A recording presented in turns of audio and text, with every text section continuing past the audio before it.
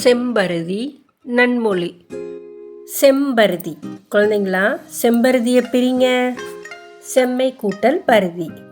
குழந்தைங்களா கவனிங்க. பண்பு பெயர் சொல் நிலைமொழி சொல்லாக நின்று வருதா? அப்போ வருமொழியோட புணரும் போது நிலைமொழியின் இறுதியில் உள்ள மை இருக்கா? அது ஈறுபோதல் விதிப்படி அது கெட்டு புணருமா? அப்போ செம்மை கூட்டல் பருதிங்கிறது ஈறுபோதல் விதிப்படி மை விகுதி கெட்டு செம்பருதி ஆயிற்று. நன்மை கூட்டல் மொழி என்னவாச்சு? ஈறுபோதல் விதிப்படி மை விகுதி கெட்டு நன்மொழி ஆயிற்று. குழந்தைங்களா, நல்லா புரியுதா? இந்த மாதிரி வார்த்தைகள் வந்தா பண்பு பெயர் புணர்ச்சியில ஃபர்ஸ்ட் விதியை பயன்படுத்தி ஈஸியா நம்ம இந்த புணர்ச்சி விதியை எழுதிடலாம். இப்ப அடுத்தது செந்தமிழே வெங்கதிர். இதுவும் என்னது? பண்பு பெயர் தான். அப்ப இதுக்கு என்ன பெயர் சொல்லுவோம்? பண்பு பெயர் புணர்ச்சின்னு சொல்லுவோம்.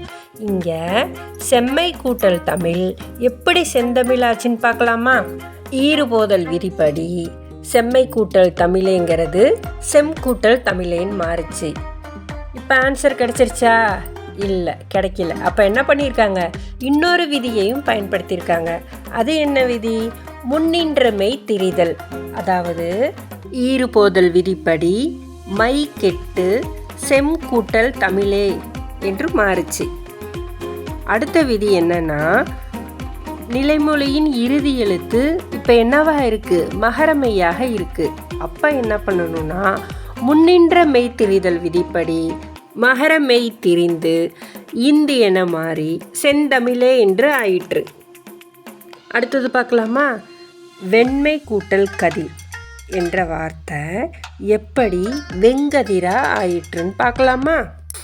ஈறுபோதல் விதிப்படி மை விகுதி கெட்டு நிலைமொழியின் இறுதி எழுத்து ஈறுபோதல் விதிப்படி வெம்மை கூட்டல் கதிர்ங்கிற வார்த்தை வெம் கூட்டல் கதிர்னு ஆயிற்று. இப்போ அடுத்த விதி என்னன்னா, நிலைமொழியின் இறுதி எழுத்து உயிரெழுத்தாய் இருந்து வருமொழி வல்லின மெய்யாக இருப்பின் இனமிகள் விதிப்படி முன்னின்ற மெய் திரிந்து இங்கு சேர்ந்து வெங்கதிர் என்று புணரும்.